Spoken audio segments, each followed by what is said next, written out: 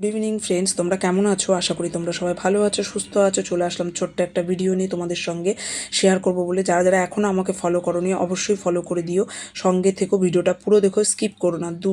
25শে বৈশাখের অনুষ্ঠান আয়োজন হচ্ছিল বাড়ির পাশে একটি মাঠে। তো আবৃত্তি, গান, নাচ, নাটক, বিভিন্ন রকমের অনুষ্ঠানের মধ্যে দিয়ে দিনটি উদযাপন করেছিলাম। যদিও বাড়িতেই ছিলাম, সারাদিন পরে এইখানে গিয়েছিলাম। ছেলে বলল, মা চলো, অনুষ্ঠান হচ্ছে পাশের মাঠেই। আর আমি চল তাহলে দেখে আসি। ওরও পড়ার ছুটি ছিল যেহেতু 25শে বৈশাখ। তো দেখো, এখানে বড় বোন আর একটি ছোট মেয়েও আছে, খুব সুন্দর নৃত্য পরিবেশন করেছে রবীন্দ্রসঙ্গীতের উপরে। তার আগে না দুটো ছোট ছোট বাচ্চা উঠেছিল স্টেজে আবৃত্তি বলতে, এত সুন্দর বলছিল ওদের মিষ্টি মিষ্টি কথা, খুব ভালো লাগছিল জানো তো শুনতে। তা আমরা গেছিলাম প্রায় 7:30টার পরে। আর এত লোক হয়েছিল, দেখো কত মাথা। আমি একদম লাস্টে বসেছিলাম, আমি আর আমার ছেলে, যে কারণে ক্যামেরাটা না ঠিকঠাক মানে ছবিগুলো ওঠাতে পারিনি, এতটাই দূরে ছিলাম। অনেকটা জুম করে নিয়েছিলাম, তাতেও ঠিকঠাক বোঝা যাচ্ছিল না। আর এত বিচ্ছিরি আলো মেরেছিল, আলো এতে ঠিক মুখগুলো জ্বলে যাচ্ছিল। আমি নিজেও চিনতে পারছি না, কিন্তু মাঠে রোজই এদেরকে দেখি, এরা রিহার্সাল করে মাঠে, কিন্তু এখান থেকে আর বুঝতে পারছি না কে কী অভিনয় করছে জানো তো। তো গান, এই যে গান করছে, একদম ছোট গান করছে, যে এরা মনে হয় ঠিকঠাক কথাও বলতে পারে কিনা আমি জানি না। এত মিষ্টি মিষ্টি সব বাচ্চাগুলো। রোজ আমি মাঠে যাই বিকেলবেলায়, তো এদের রিহার্সালগুলো দেখতাম, খুব ভালো লাগতো জানো না তো। শুধু শুনতাম, কেউ নাচ করছে, কেউ গান করছে, কেউ বা আবৃত্তি করছে, নাটকের অভিনয় রিহার্সাল হচ্ছে। তো এই যে বাচ্চাটি উঠেছে, এ একদমই কথা বলতে ঠিকঠাক পারে না, তবুও দেখো এদের কত উৎসাহ, কত সাহসিকতা বলো। সত্যি এদের দেখলে বুকটা ভরে যায়। ছোটোবেলার কথাগুলো না খুব মনে পড়ে জানো তো।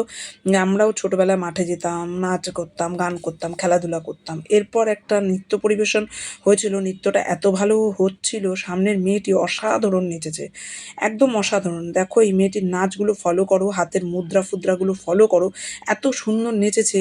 3জন নেচেছে, তার মধ্যে এই মনে হয় হায়েস্ট। এর যে কটি নাচে প্রত্যেক বছর এই মাঠের অনুষ্ঠানে না, এই যে কোনো অনুষ্ঠানেই অংশগ্রহণ করে এই মেয়েটি।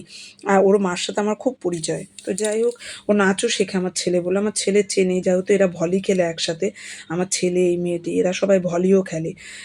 তো আমি এইগুলো দেখছিলাম আর ভাবছিলাম, আমারও না খুব নাচ শেখার ইচ্ছে ছিল ছোটোবেলায়। কিন্তু ওই যে সব কিছু দেখো, অনেকে বলে কপালের উপর দোষ দিয়ে লাভ নেই, কিন্তু সত্যি কথা বলতে যদি কপালে নাই বা থাকে, তাহলে চেষ্টা করে কপাল ঠুকেই বা কী লাভ, এই কথাটা আমি খুব মানি। তারপরে দেখো আরেকটি নৃত্য হলো, সেখানে অনেক ছোট ছোট বাচ্চারাই নেচেছে, বড় কেউই নেই, খুব সবই মিডিয়াম বলতে পারো। তো এদের নাচের প্র্যাকটিস আমি রোজই দেখতাম, খুব ভালো লাগতো। আজকে সেজেগুজে নেচেছে, আরও যেন অসাধারণ লাগছে। তা 25শে বৈশাখের দিনটিকে তোমরা কে কেমনভাবে উদযাপন করেছো আমাকে কিন্তু অবশ্যই কমেন্ট করে জানিও। যদিও তোমরা কেউ করো না কমেন্টে, সেসব জানাও না। এইগুলো বলতে খুব ইচ্ছা করে, তোমাদের সাথে আলোচনা করতে ইচ্ছা করে, কিন্তু ফোন করে তো সবাইকে সম্ভব নয়, ডিস্টার্ব করাটা বলো। তারপরে লাস্টে হলো তোতা কাহিনী বলে একটি নাটক, নাটকের আগে এই নাচ দিয়ে শুরু হলো নাটকটি। পেছনে দেখো কতগুলি গাছ, আর একটা তোতা পাখি উঠবে এখনই। নাটকটা খুব ভালো হচ্ছিল, কিন্তু খাওয়া দাওয়া করে আমরা গেছিলাম আবার মাঝখানে 8:30টার দিকে চলে এসেছিলাম। এসে না খাওয়া দাওয়া করে যখন দেখতে গেছি, তখন আমার ছেলের শরীরটা একটু খারাপ খারাপ লাগছিল, যে কারণে আবার বাড়িতে চলে এসেছিলাম, নাটকটা পুরো দেখতে পারিনি। তো এই যে এইটি আমি চলে আসছিলাম, তখন আবার এই অভিনয়টা দেখতে এত ভালো লাগছিল, যেহেতু ভালো লাগছিল বলে ক্যামেরাবন্দি করে নিলাম। এনার অভিনয় খুবই ভালো লাগছিল, অসাধারণ অভিনয়, খুব ভালো নাটক করে। প্রত্যেক বছর মাঠে নাটকে অংশগ্রহণ করে, কিছু কিছু আছে অংশীদার, তারা খুব অংশগ্রহণ করে প্রত্যেকটা অনুষ্ঠানে। তাই এইটুকুনি দেখতে পেরেছি। তোমরা কে কে প্রোগ্রাম করেছো, নাম অংশগ্রহণ করেছো, কিংবা কোথায় কোথায় ঘুরতে গেছিলে আমার সাথে শেয়ার করো। ভিডিওটি ভালো লাগলে অবশ্যই লাইক, কমেন্ট, শেয়ার